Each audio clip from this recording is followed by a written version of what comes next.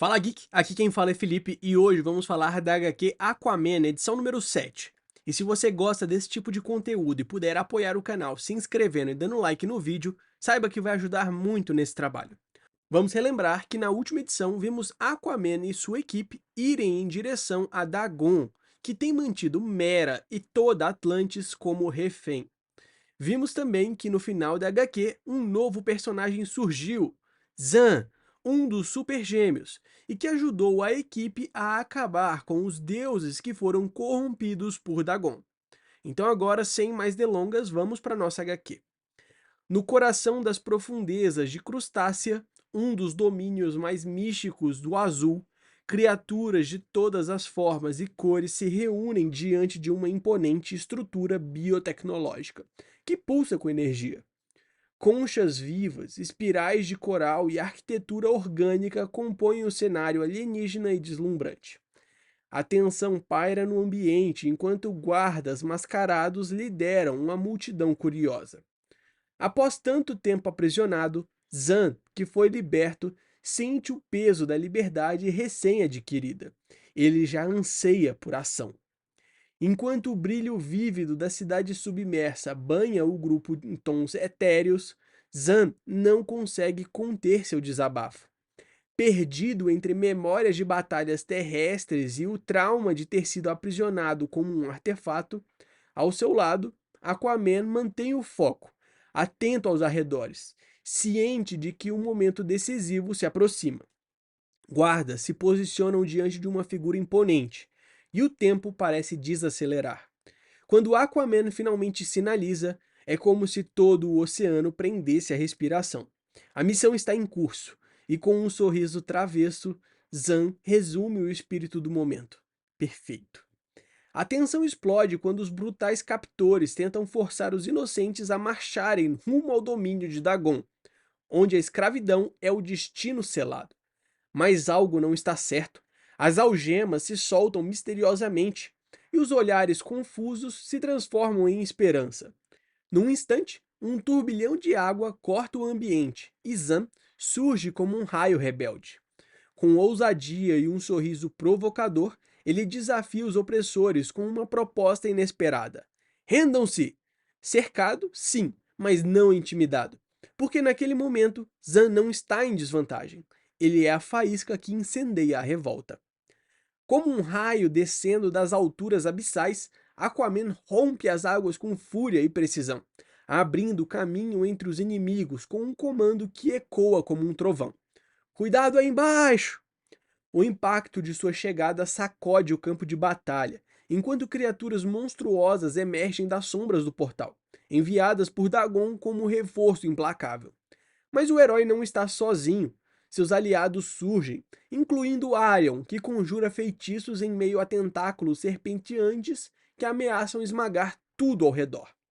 A guerra por Atlantis escalou, e agora o oceano inteiro parece estar em ebulição. Como uma lâmina de vingança cortando os céus submersos, Vivienne mergulha com ferocidade e graça, rompendo a água como se fosse parte dela. De vestido esvoaçante e punhais firmes, ela confronta os soldados com um toque de ironia e letalidade.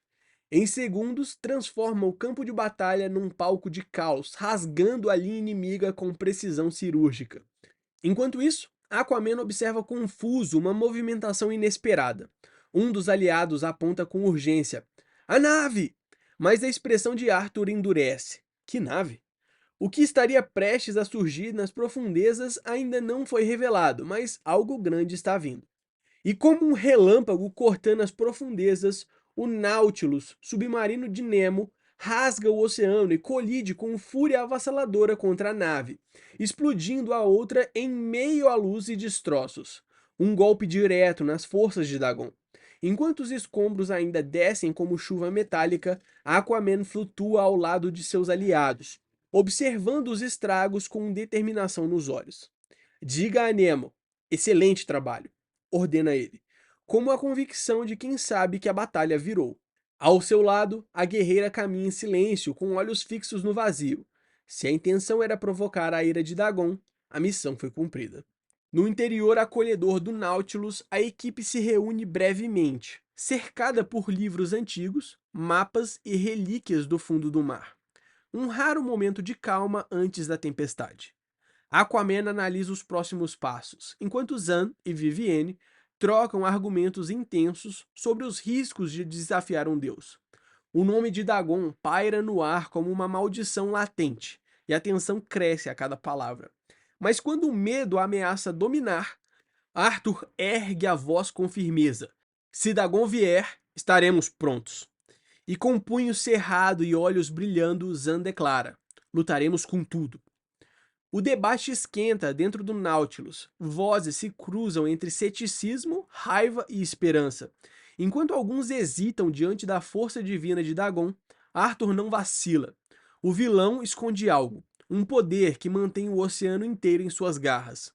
Determinado, ele promete arrancá-lo das mãos do tirano e apagá-lo da existência.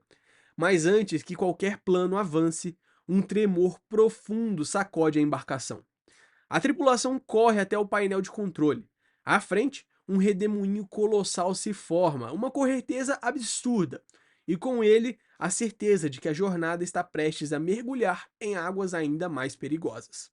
Com a força de uma corrente ancestral, essa correnteza conduz o Nautilus em velocidade vertiginosa, como um raio cortando o oceano.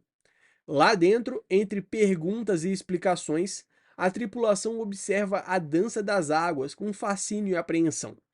É então que Nemo revela: essas passagens subaquáticas são atalhos secretos, relíquias naturais que cruzam o globo como veias vivas. E, num piscar de olhos, o destino surge à frente. Um recanto submerso envolto em algas densas. Arthur encara a paisagem com surpresa. Seria esse então o refúgio de meu povo? Mas a resposta é clara. Não é apenas refúgio, é o lar. Erguida sobre um colossal pilar rochoso e banhada pela luz filtrada das profundezas, Atlantis perdida revela-se como um milagre submerso. Uma cidade reconstruída das cinzas, escondidas do olhar dos deuses e forjada pela esperança de um povo exilado. Cúpulas brilhantes, torres retorcidas e estruturas orgânicas se entrelaçam com a paisagem marinha, criando uma visão tão mística quanto impossível. E em meio ao assombro, Aquaman sente algo pulsar dentro de si. Ela está ali, mera, viva, oculta entre aqueles que resistem. O reencontro está próximo e o coração do rei bate mais forte do que nunca. O Nautilus mal toca o solo e Arthur já dispara rumo à cidade, guiado apenas pela esperança. Seu coração acelerado pela ânsia de rever Mera. Ele chama por ela com um olhar cheio de saudade e a alma prestes a se romper. Mas o reencontro toma um rumo inesperado. A mulher de cabelos flamejantes que se volta para ele não é a rainha que ele conhece, mas alguém mais jovem, mais feroz e desconfiada. Quem é você? E o que você quer com a minha mãe? Ela rosna. Em um segundo, o sonho do reencontro transforma-se em mistério, e talvez em revelação. O silêncio que pairava no reencontro se rompe quando rostos familiares emergem da multidão. Garth, Jackson, amigos de uma vida que parecia perdida no tempo. Eles correm para abraçar o rei que julgavam ter desaparecido há décadas. Arthur, confuso, mal consegue acreditar. Para ele, passaram-se apenas alguns meses, mas a verdade se revela com um peso esmagador. O tempo no azul flui de forma distorcida, arrastando o passado e futuro numa dança caótica. E enquanto a jovem guerreira observa, o quebra-cabeça se completa em sua mente. Aquele homem diante dela é o seu pai, o lendário Aquaman. As palavras cortam como lâminas. A filha de Mera, agora uma guerreira altiva, confronta Aquaman com a dor de um legado despedaçado. O homem que não salvou Atlantis, ela dispara. E Arthur, mesmo abalado, mantém a postura. O reencontro é tenso, repleto de mágoas congeladas no tempo. Mas ao indagar por Mera, a verdade começa a emergir. E ela vem com um aviso: prepare-se. Guiado por Andrina, por corredores de coral vívido, Arthur se aproxima do momento que tanto esperou. Quando ele vê, seus olhos marejam. E então, finalmente, A voz que ele tanto ansiava ouvir sussurra: Arthur.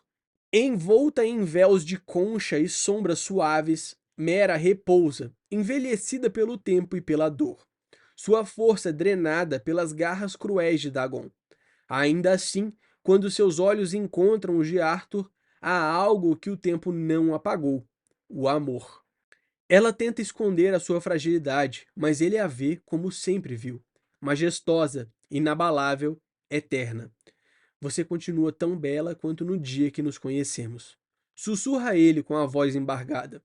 E no silêncio daquele reencontro, dois olhares se cruzam com mais emoção do que 1000 palavras poderiam dizer. O amor resistiu ao tempo e ali ainda pulsa. Em seus momentos finais, Mera encontra força para reunir aquilo que lhe resta de mais precioso. Com voz suave e mãos trêmulas, ela une pai e filha em um gesto carregado de significado, passando a tocha com ternura e orgulho. Este é seu pai, e essa é a nossa filha, ela diz, enquanto os três se entrelaçam num silêncio profundo. Arthur insiste, agora estamos juntos, somos uma família, mas a paz é breve. Com o último suspiro de lucidez, Mera sussurra um aviso que corta como uma corrente gelada.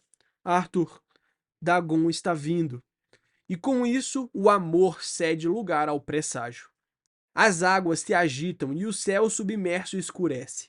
Dagon chegou, imponente, envolto em um manto vermelho como sangue e escoltado por figuras aterrorizantes. O deus tirano desce sobre Atlantis perdida com a arrogância de quem se julga invencível. Sua voz ecoa como um trovão abafado, proclamando destruição e zombando da dor que deixou para trás. Os defensores se posicionam, mas sabem que enfrentam uma força primordial. Onde está seu rei? Exige Dagon, sedento por confronto. Enquanto isso, aliados correm em desespero. Arthur precisa saber. A guerra não está mais vindo, ela já começou. O aviso chega como um trovão abafado. Dagon está aqui, mas para Mera o tempo se esgotou.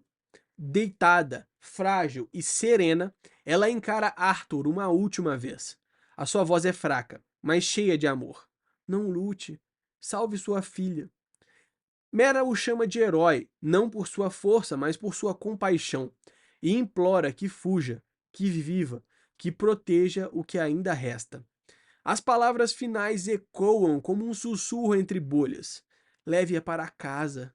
Eu amo. E então, com um último olhar cheio de ternura, a rainha de Atlantis parte, deixando o oceano em silêncio por um instante. Diante do corpo de Mera, a dor se manifesta de formas distintas. O silêncio de Arthur, o choro inconsolável de sua filha. Mas quando a acusação explode no ar, cortante e desesperada, o rei não recua. A dor pode esperar, diz ele com o olhar de quem já enterrou lágrimas demais. Empunhando seu tridente, ele faz um juramento. Apenas um cairá nesse dia. Mas a chama de Andrina arde com igual intensidade. Ela agarra a arma com firmeza e declara com fúria: Não se ele morrer pelas minhas mãos primeiro. E assim, pai e filha marcham juntos rumo à guerra. Vivienne avança com fúria, clamando pela coragem perdida de um povo que um dia desafiou deuses. Mas Dagon não se abala. Ele sorri, um sorriso largo, cruel, que antecede o caos. Com palavras venenosas, ele acusa Aquaman de ser um falso rei, um intruso no mundo que já o esqueceu. E então, como se suas palavras fossem feitiço, os tentáculos da escuridão se erguem, ferozes, famintos.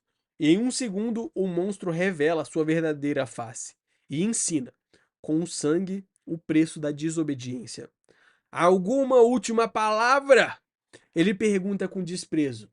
E a resposta vem firme e destemida. Sim! Dois tridentes, dois corações em chama, e um juramento que ecoa através das profundezas. Prepare-se para morrer. Andrina e Arthur disparam juntos como lanças vivas, envoltos na fúria de quem perdeu tudo e ainda assim se recusa a ceder. Tentáculos envolvem o campo de batalha como serpentes famintas, mas o que enfrentam agora não são apenas guerreiros. São lendas renascidas, pai e filha, lado a lado. Eles lideram a última investida contra Dagon, porque quando um rei perde seu lar, ele luta como se o oceano inteiro dependesse disso. E dessa vez, o trono será defendido com sangue. Essa foi uma pincelada da história da HQ Aquaman, edição número 7. Eu espero que você tenha gostado. Não esquece de deixar o seu like e se inscrever no canal para acompanhar de perto mais histórias como essa. Valeu!